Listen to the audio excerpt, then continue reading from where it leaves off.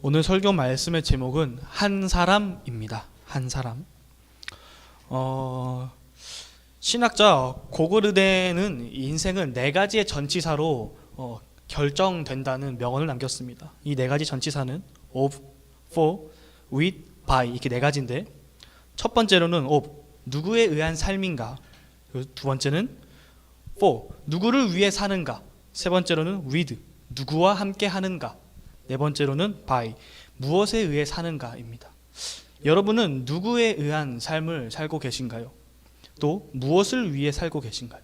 또 누구와 함께 하고 계십니까? 마지막으로 무엇에 의해 살고 계십니까? 이와 같은 네 가지의 질문은 우리의 인생을 요약하고 또 표현하고 또 결정짓는데 큰 도움을 줍니다. 오늘 하나님께서 우리에게 주신 본문에서도 이와 같은 질문을 가지고 있던 한 사람이 있었습니다. 그의 이야기를 함께 살펴보기 원합니다. 지난주 목사님께서 설교해 주셨던 말씀, 인간이 하나님이 아닌 우상을 섬기고 자신의 이름을 스스로 내세우고자 도시와 탑을 세워 하나님을 대적한 바벨탑 사건을 기억하고 계십니까? 하나님의 심판으로 각기 서로 다른 언어로 흩어진 이들은 각자 소통이 되는 사람들끼리 공동체를 이루어 도시를 만들었습니다. 하나님의 심판을 받은 이 공동체는 과연 자신들의 죄를 돌이켜 하나님을 예배하고 자신들의 이름이 아닌 하나님의 이름을 높였을까요? 아니요, 성경은 그렇지 않음을 우리에게 말해주고 있습니다. 하나님의 심판으로 인해 흩어진 자들은 여전히 자신의 이름을 위해 탑을 쌓았으며 여전히 우상을 숭배했다고 말하고 있습니다. 그것이 바로 오늘 우리가 함께 읽은 본문 바로 앞에 있는 11장 10절부터 26절까지 노아의 아들 중 하나였던 셈의 족보를 통해 우리에게 말해주고 있습니다. 그렇다면 하나님을 대적한 인간은 자신의 죄를 돌이켜 하나님을 예배할 수 없는 존재로 전락해버리고 만 것일까요? 결론부터 말씀드리자면 우리가 다 알다시피 돌이킬 수 있습니다. 하나님을 예배할 수 있습니다. 오늘 말씀을 함께 살펴보면서 우리 죄를 돌이키며 하나님을 예배하는 우리 모두가 되기를 소망합니다. 우리 함께 말씀을 보기 원하는데요, 11장 27절부터 32절까지의 말씀입니다. 11장 27절부터 32절까지 서로 함께 읽도록 하겠습니다. 시작. 데라의 족보는 이러하니라. 데라는 아브람과 나홀과 하란을 낳고 하란은 롯을 낳았으며 하란은 그 아비 데라보다 먼저 고향 갈대아인의 우르에서 죽었더라. 아브람과 나홀이 장가를 들었으니 아브람의 아내의 이름은 사레며 나홀의 아내의 이름은 밀가니 하란의 딸이요 하란은 밀가의 아버지며 또 이스가의 아버지더라. 사레는 임신하지 못함으로 자식이 없었더라. 데라가 그 아들 아브람과 하란의 아들인 그의 손자 롯과 그의 며느리 아브람의 아내 사레를 데리고 갈대아인의 우르를 떠나 가나안 땅으로 가고자 하더니 하란에 이르러 거기 거류하였으며 데라의 나이가 205세가 되어 하란에서 죽었더라. 아멘. 바벨탑 사건 이후 약 200년이 지난 어느 날 탑을 쌓았던 사람들이 모여 살던 동네인 갈대아 우르에서 오늘의 주인공인 아브람이 태어났습니다. 갈대아 우르라는 지역은 메소포타미아 문명의 발상지였습니다. 우르는 중심을 가로지르는 거대한 두 개의 강으로 인해 땅이 비옥하여 농경이 발전한 도시였습니다. 또 고고학 유물과 자료들에 의하면 아브람 당시 이미 상하수도 시설이 갖춰져 있었으며 60진법과 같은 수학, 언어, 의학, 천문학, 건축학 등이 상당한 수준에 이르렀음을 우리는 알 수 있습니다. 모든 것이 풍부하고 조화로운 곳, 그곳이 바로 갈대아 우르였습니다. 또한 우르 사람들은 200년 전 바벨탑을 직접 쌓았거나 직접 쌓은 부모님 밑에서 우상을 숭배하며 일평생을 살아온 자들이었습니다. 이와 같이 모든 것이 풍요롭고 찬란한 마을, 하지만 하나님을 대적하고 우상을 숭배하는 문화권에서 아브람이 태어난 것입니다. 이는 아브람의 아내의 사레와 조카 밀가의 이름이 우상을 의미하고 있다는 점에서도 확인할 수 있습니다. 이러한 아브람의 가족이 그 다음에 나오는데, 아브람의 아버지는 데라이며 아브람에게는 나홀과 하란이라는 두 명의 형제들이 있었습니다. 이 삼형제는 부모님과 친척들의 사랑을 받으며 쑥쑥 자랐습니다. 그러다 어느 날 결혼하게 됐죠. 삼형제 중 하란이 제일 먼저 결혼을 했습니다. 결혼할 자녀를 낳았는데 그 이름을 롯, 밀가, 이스가라 했다고 성경은 기록하고 있습니다. 그런데 얼마 지나지 않아 이 하란이 죽음을 맞이하게 됩니다. 데라의 가족들은 슬픔에 빠졌죠. 그런데 이때 데라의 가족이 기쁜 소식을 맞이하게 됩니다. 그것은 바로 아브람이 결혼을 하게 된 것입니다. 아브람은 사레라는 아리따운 여인과 함께 결혼하여 행복한 가정을 꾸려나갔습니다. 그리고 그의 형제인 나홀 역시 그의 조카인 밀가와 결혼하여 행복한 가정을 꾸려나갔습니다. 이렇게 데라의 가족은 다시금 행복을 되찾아가는 것 같았습니다. 그런데 다시 문제가 생기고 맙니다.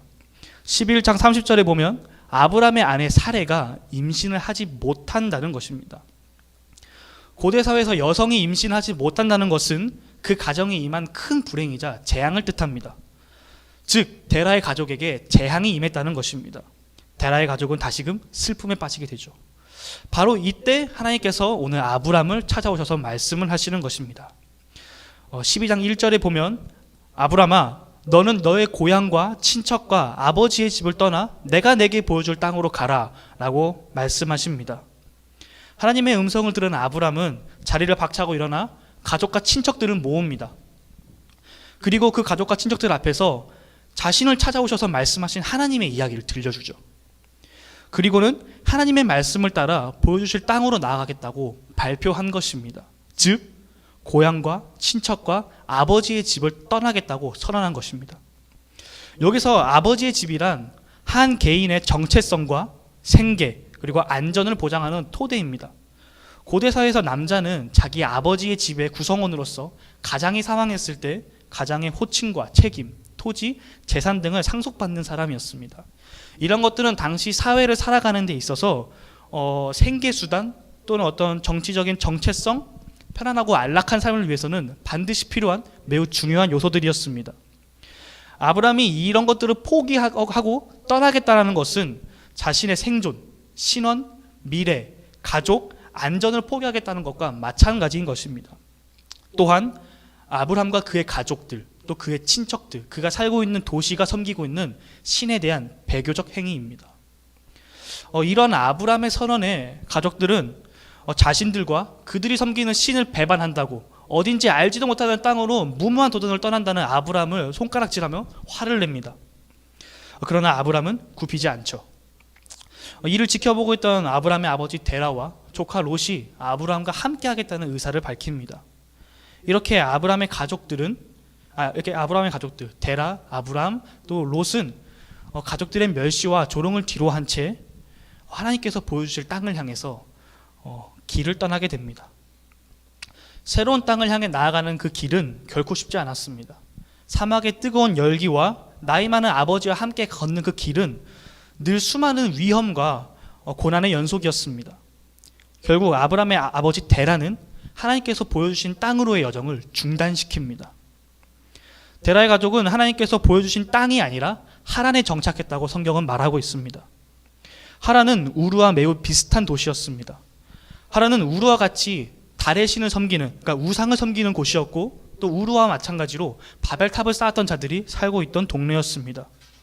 하란은 우르와 같이 문명이 발전한 곳이었으며 모든 것이 풍요롭고 조화로운 곳이었습니다. 또한 이곳은 우르 문명의 마지막 경계 지역이었습니다. 이 경계를 넘어서게 되면 더 이상 문명이라고는 기대할 수 없는 황량한 광야만이 존재할 뿐이었습니다. 31절에 데라의 가족은 하란에 거류하였다라고 성경은 기록하고 있는데 이때 사용된 거류하다라는 표현이 히브리어로 야샤브입니다. 이 야샤브는 앉다, 거하다, 거주하다라는 의미가 있는데 그것과 마찬가지로 안정하다라는 뜻을 가지고 있습니다. 결국 데라의 가족은 막연하고 두려운 하나님의 부르심을 외면한 채 그들이 살았던 환경과 비슷한 하란에 주저앉아 안정을 취했다라는 것입니다. 데라의 가족이 얼마나 오랜 시간 하란에 머물렀는지 성경은 우리에게 말하고 있지 않습니다. 하지만 그 아브람의 가족이, 그 데라의 가족이 하란에 머물고 있을 때 하란이 죽음을 맞이했다라고 성경은 기록하고 있습니다.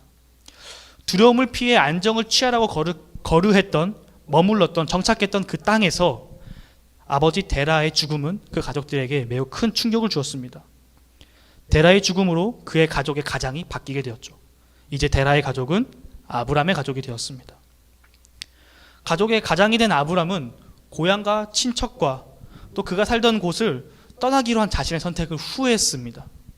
자신의 선택으로 인해 아버지가 죽었다는 죄책감과 또 앞으로 남은 가족을 자신이 부양해야 된다는 어떤 그런 책임감에 짓눌려서 아브람은 더욱더 힘들고 좌절 가운데로 빠져들었습니다. 아브람은 화가 났습니다. 억울했어요.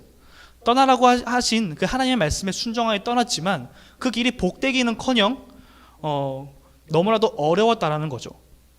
사막의 뜨거운 열기와 언제 임할지 모르는 강도로부터의 위험, 그리고 아버지 데라의 죽음까지. 아브람은 자신이 왜 이 길을 걸어가야 하는지, 자신이 무엇을 위해 지금 여기에 있는지, 그리고 차라리 지금이라도 다시 원래 살던 우르로 돌아가는 것이 더 좋지는 않겠는지 깊은 고민에 빠지게 됩니다. 여기서 여러분들께 질문 하나 드리고 싶습니다. 우리의 삶은 어떤가요? 여러분들의 삶은 어떤가요?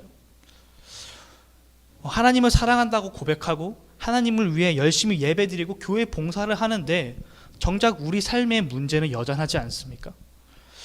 오히려 문제가 해결되기보다는 눈덩이처럼 더 커지기만 하고 있지는 않습니까? 저의 이야기를 잠시 좀 나누려고 합니다. 2년 전인 2018년도 한 해 저는 정말 열심히 살아왔습니다. 비록 23년이라는 짧은 인생을 살았지만 그 인생 가운데서 가장 열심히 살았던 한 해를 뽑으라면 2018년도를 뽑을 수 있을 것 같습니다. 그 해 저는 하나님을 더 알고 싶어서 학교 공부도 열심히 했었고 개인적인 공부도 열심히 했었습니다. 또 사역도 열심히 했었습니다. 교회에서 진행되는 모든 사역과 어떤 행사 가운데는 저의 손이 거치지 않고서는 진행되는 것이 없었습니다. 또한 교회 청년들에게 성경을 가르치기도 하고 교회에서 찬양팀으로 봉사하고 교회에서 행정 업무도 처리하고 크고 작은 공사에도 투입되었습니다. 학교에서도 찬양팀과 과대를 하며 늘 바쁘게 뛰어다니는 것이 저의 일상이었습니다. 이것은 누군가 시켜서 하는 것이 아니라 그저 제가 이 길이 좋아서 하나님이 좋아서 했던 것이었습니다. 그런데 이때 제 비전이 가장 크게 흔들렸던 때였습니다. 하나님의 사랑으로 가득해야 할 교회는 점점 지쳐가고 분열되어 갔습니다. 저 스스로는 담임 목사님을 비롯한 성도님들을 비난하고 정죄하기 이르렀습니다.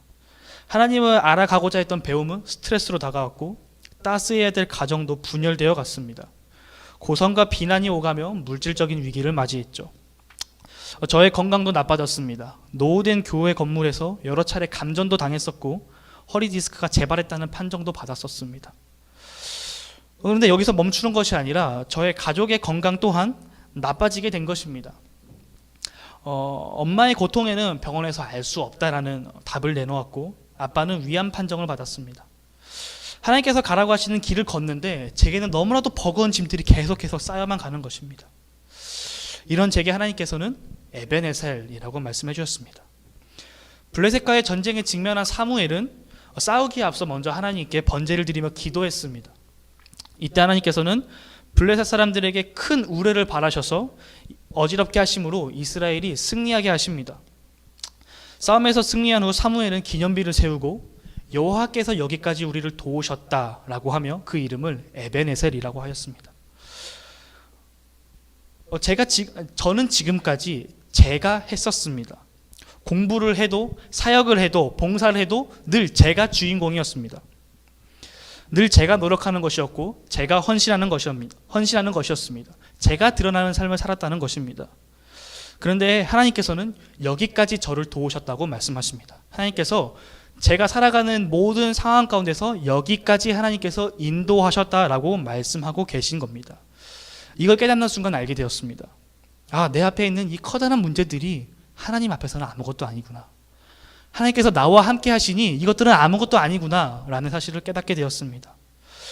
저와 같이 아브람도 깨닫게 되었습니다. 아브람은 하나님께서 자신에게 허락하신 복을 누리고 싶었습니다.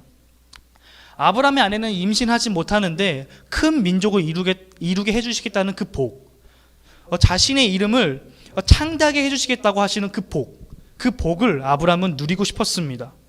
그의 조상들이 마치 자기 스스로의 이름을 높이기 위해서 탑을 쌓았던 것처럼 아브람도 자신의 이름을 높이기 위해 그 복을 누리기 위해 하나님을 따랐다는 사실을 깨닫게 된 것입니다.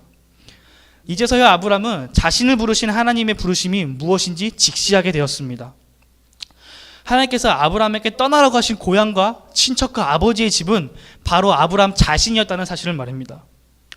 복의 근원으로, 복의 통로로 부르심을 받은 그가 나아가야 할 곳은 복이 존재하지 않는 저주받은 가나안이라는 사실을 그는 깨닫게 되었습니다. 아브라함은 중단되었던 하나님의 부르심에 다시 반응하기 시작했습니다. 아브라함은 하란에서의 삶을 정리하기 시작했습니다. 아브라함은 스스로 높아지려고 했던 자신을 철저하게 버리고 자신의 아내 사레와 조카 롯, 그리고 하란에서 모은 모든 소유와 얻은 사람들을 이끌고 하나님의 부르심의 여정을 다시 걷게 됩니다. 이때 아브라함의 나이가 75세였습니다. 우리 다시 한번 말씀을 읽기 원하는데 12장 5절에서 9절 말씀입니다. 5절 마지막에 있는 마침내부터 함께 읽도록 하겠습니다. 다 찾으셨나요? 5절 마지막에 있는 마침내부터 9절까지의 말씀입니다.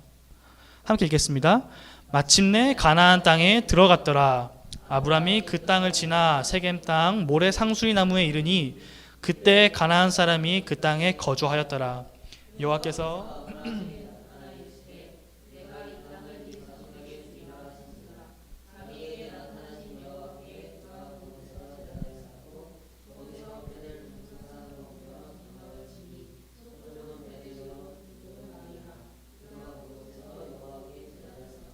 여호와 이름을 부르더니 점점 남방으로 옮겨갔더라. 아멘. 하나님의 음성에 집중하며 부르심의 길을 떠난 아브람은 마침내 가나안 땅에 도착했습니다. 그러나 하나님의 부르심은 멈추지 않았죠. 아브람의 가족은 그 땅을 지나 세겜 땅 모래 상수리 나무까지 가게 됩니다. 세겜 땅 모래 상수리 나무는 우리나라의 강화도 마니산 참성당과 같은 곳이라고 생각하면 될 것 같습니다. 인근 지역에서 가장 성스럽다고 여겨지는 땅, 그곳에 있는 하늘 높이 솟은 나무, 가나안 사람들이 그들의 신을 예배하던 곳, 그곳이 바로 세겜 땅 모래 상수리 나무입니다. 아브람이 이곳에 도착하자 그동안 음성으로만 말씀하시는 하나님께서 아브람 앞에 나타나셨습니다. 하나님께서 아브람에게 내가 이 땅을 내 자손에게 주겠다라고 말씀하십니다. 아브람은 이곳에서 하나님을 만났습니다. 아브람은 이곳에서 제단을 쌓고 하나님을 예배합니다. 아무도 하나님을 찾지 않았던 땅, 아무도 하나님을 예배하지 않았던 땅에서 아브람은 하나님을 예배하기 시작합니다. 이후 아브람의 삶은 계속해서 하나님의 부르심을 따라가게 됩니다.